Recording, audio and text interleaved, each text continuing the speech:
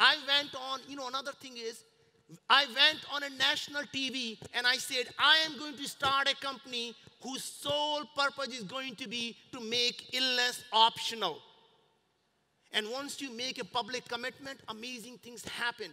That becomes you, and you're not going to go back because you just told the world what you're going to do. And when you have that audacious moonshot, the universe comes together. The people around the world will come together to help you because that's a cause worth solving. That is the problem worth solving. And a lot of successful people want to do something for their legacy. They are successful. They want to be significant. And here is amazing thing happened. When I said that, I got a call from the head of the IBM Watson research. He said, I have been working on the artificial intelligence for 25 years. If you can tell me what's happening inside the human body, I can analyze it and give you everything that people need to do not to be sick. The second call I got was a woman named Dr. Helen Messier. She said, I'm a PhD in microbiology and MD. I'm functional medicine. I'm working for the Craig Venter on human longevity to increase the life of people.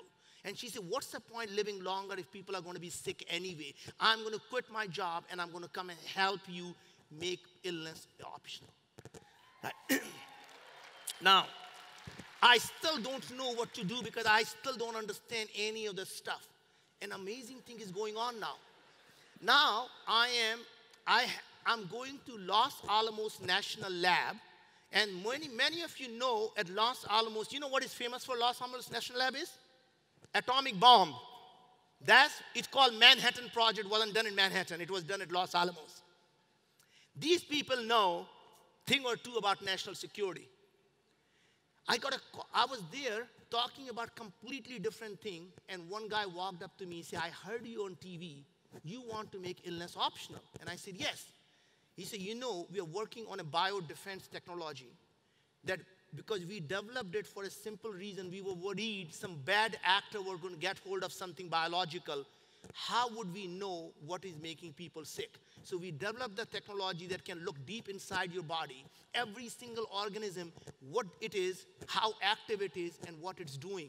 And we can tell you exactly what is going on inside the human body. That was the missing piece. And he said, I'm going to quit my job and you can license this technology and you can go build that. Guess what happened? We got the exclusive license to this technology worldwide. And I'm going to tell you a story about how that happened. And because they spent billions of dollars developing this, and they gave me the exclusive license. Because, so I went there and I talked to the tech transfer office and I said, I really like this technology. And the guy at that point would say that, look, we are not here to make money. Even if you're wildly successful, my salary is going to be exactly the same. It makes no difference to us whether you're successful or you fail. But if you fail and our name goes with that, I would lose my job. So I have all the incentive in the world to tell you no, and there's not one thing that can make me say yes. Right? Got back to exactly the same thing with the Moon Express, right? This time I started a different approach. I went and I talked to all the scientists. At the evening, I told them that you guys have all been so kind to me about explaining what you do here. I'm going to give you a word of advice. And he said, what's that? So I'm now sitting here. I said, you know, believe it or not, one day you're all going to get old. And you're all going to someday, if you're lucky, going to have grandkids. And your grandkids are going to ask you, Grandpa, you were working at this lab. What were you doing? And wasn't there a time you could have done something that could have changed the way people live their lives? And if you're honest with yourself, you have to say, you know, there was a brown guy who came here and he said he could change the way people are going to live their lives. He wanted to make illness optional, but I was so afraid of losing my job, I told him no. I said, that's the guilt you have to live the rest of your life. Every day when you're looking in the mirror, you have to always answer to yourself, when I said no, their problem could have been solved because someone was dedicating their life to solving that problem. And now you have to think back and saying, do you still want to say no, or could the answer be yes? Guess what happened? The answer was yes. He said, if you are willing to dedicate your life, right?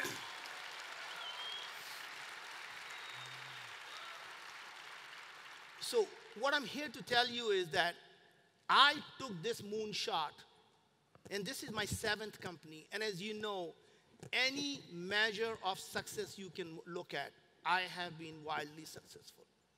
Why at my age I would decide that I'm going to work 18 hours a day, 7 days a week? I could be sitting on any island and enjoying my life. I do this because I still have the debt of the society on my head. And before I die, I'm going to pay that debt back. And I'm going to solve this problem. And not only I'm going to promise you,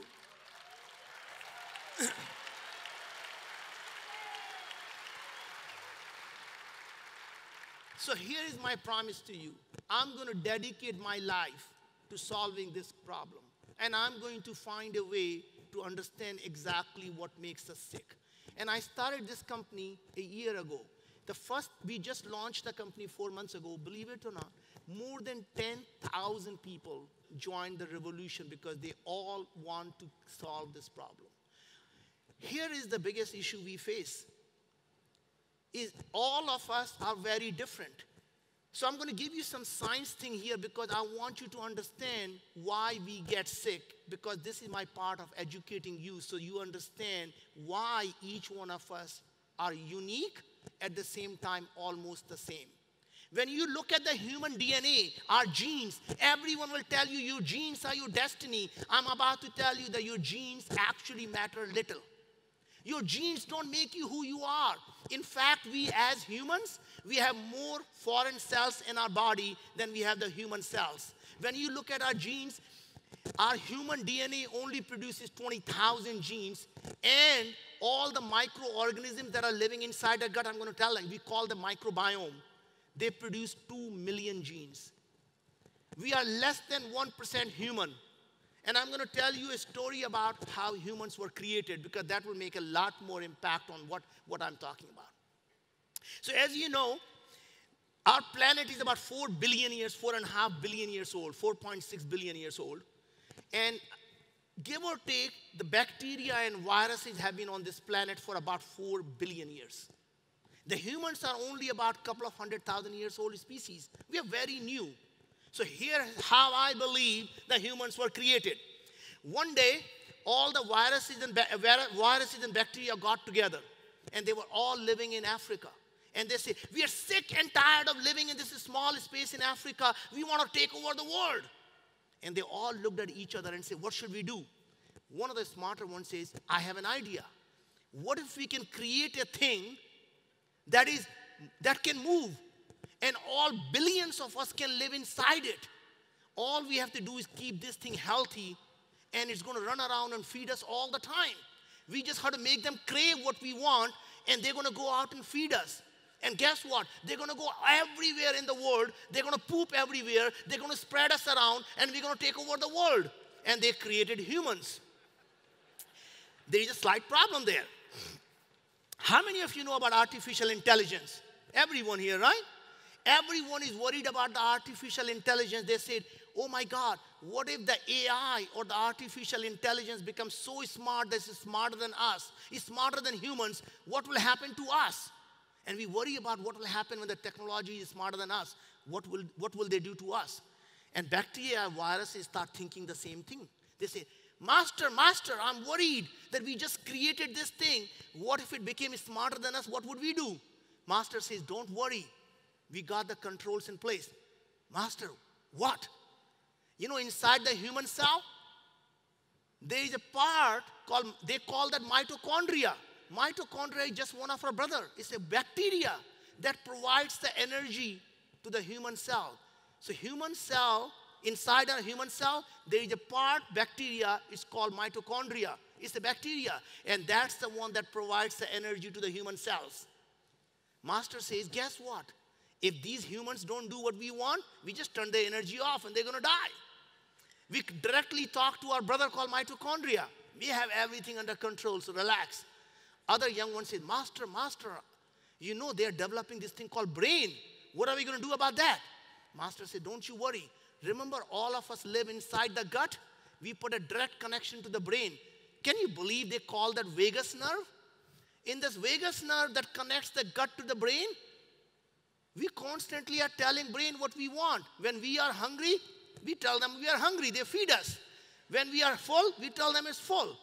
And guess what? What makes these humans feel good is something called serotonin. We're not going to let them produce it. 90% of the serotonin, we're going to produce it right in our gut. If they want to feel good, they're going to take care of us. Right? And that's exactly what happens. These bacteria have a complete control. They control our gene expression.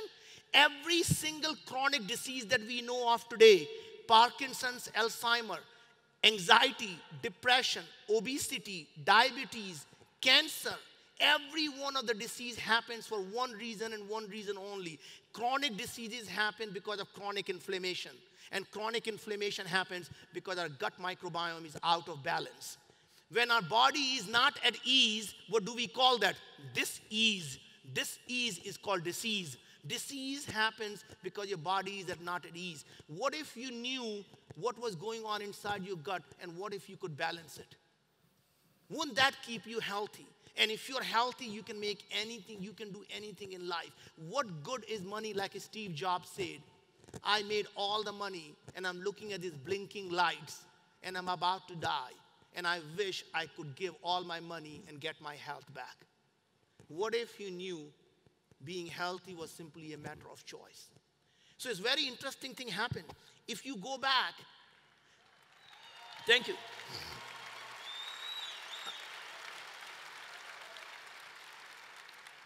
You can Google any disease you want. Just type Parkinson's and microbiome. It will say Parkinson's starts in the gut. Alzheimer's starts in the gut.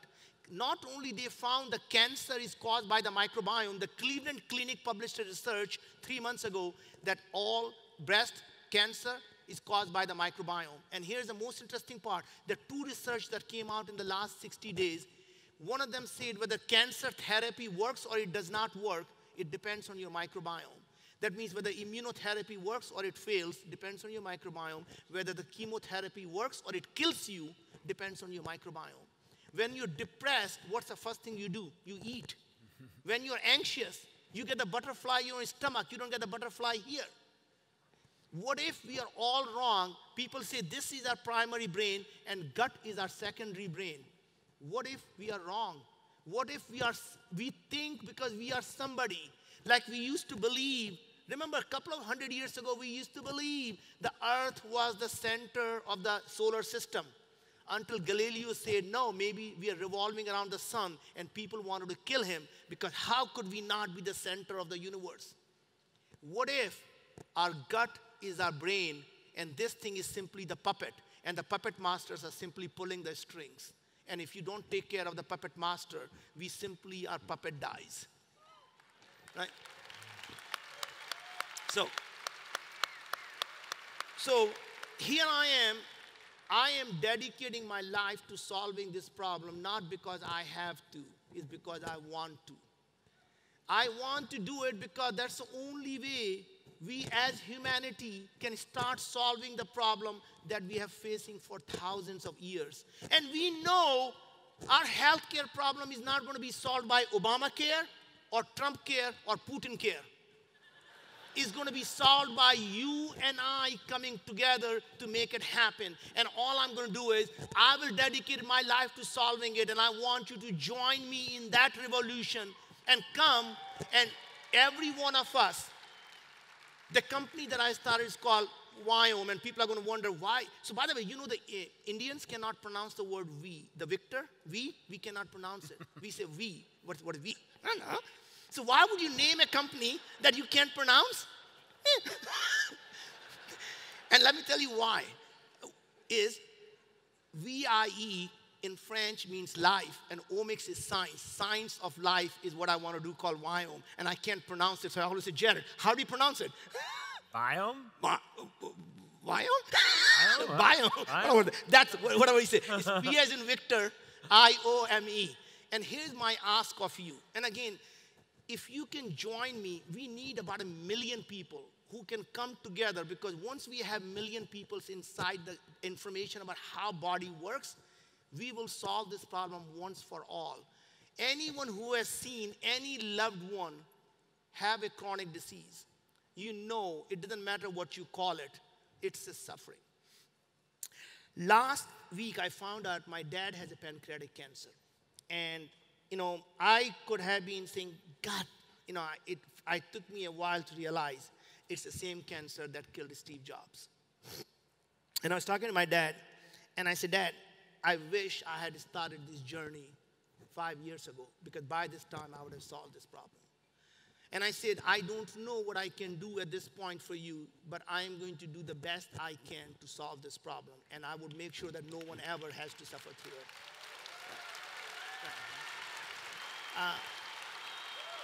Thank you.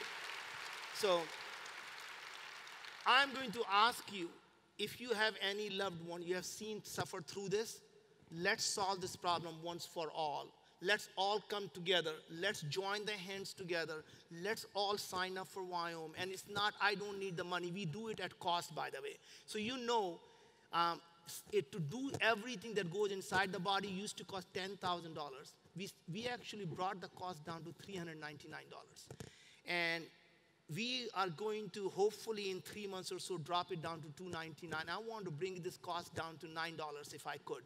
And I'm going to keep dropping it, because just like anything else, once people start joining it, the cost will continue to come down, and I want to pass the cost down to you. We do not make 1 cent of this. Everything we have done is spend the money on this is our personal money. And I'm going to tell you that if you join us together, you have my word, we will solve this problem. And if we solve this problem, I'm going to make a commitment to every one of you here. I'm going to go attack the education next. And I'm going to solve that problem next. Now,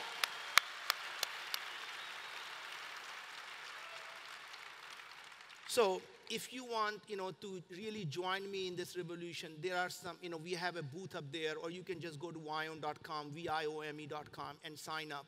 And really, you will be not only helping yourself. I mean, I can tell you all the things about, 10,000 people who came. We were on Dr. Oz show last week. There were 2 of our customers were there. One woman lost 71 pounds. Another woman was so sick. She said a world had given up on her, and for the first time, she feels better. Right. Deepak Chopra, if you go just Google it, you will see him talking about, how he is using Wyoming. He's on a book tour, and in a book tour, he talks about why people should be using Wyoming. I can give you all the stories, but the only story you want to hear is if you join, not only you will feel better and healthier, you will help the humanity get better and healthier. And all I need is I need your help. I can't do it alone. So please make me a promise you will come together and make it happen. Is that a promise? Ma'am, say yes. So I'm going to now talk about what are the other big problems that we need solving, and how do you think like an entrepreneur. So I'm going to now go out and go on a soapbox, and I'm going to help you think about the problems, right? When you are looking at a big problem, you never want to look at the symptom of the problem. You want to find the root cause of the problem.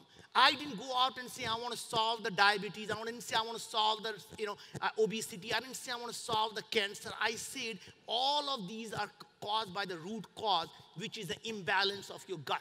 And if you can solve that, all the symptoms that you see go away. We have people who say they had acne and it's gone. The people say I had depression and it's gone. We don't solve depression. We don't solve anxiety. We solve the gut. That's the root cause. So I'm going to tell you how to find the root cause. Many of you believe the biggest problem facing humanity is lack of fresh water. And people say, if I can solve the problem of water, wouldn't that be amazing, because the world would benefit? What they don't realize is the majority of the water is used for agriculture. And what if someone could solve the problem of agriculture by using aquaponic or aeroponic, or using a lightly salted water? And if you can solve the agriculture problem, you'll have plenty of fresh water. Until you realize majority of the agriculture is used to feed the cattle. And what if we can solve the problem of having people to eat beef without having to raise the cattle? How do you create the cattle? It starts with the basic biology. A sperm and the egg and a single cell. Single cell can become everything in your body. It becomes muscle tissues, it becomes skin, it becomes heart, it becomes eyes, it becomes ears. If all we want to do is eat muscle tissues, why do we need to create eyes and ears? You're not going to eat that. So what if you can take a single stem cell and just create a factory that simply produces muscle tissues and beef keeps coming out? and you never have to raise a single cattle.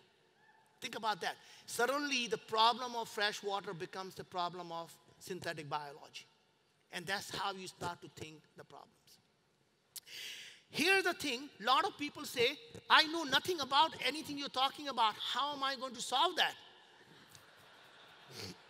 I'm like, man, they're like, I got to make a cold call to Monday. No, so here's the thing. Let me tell you something.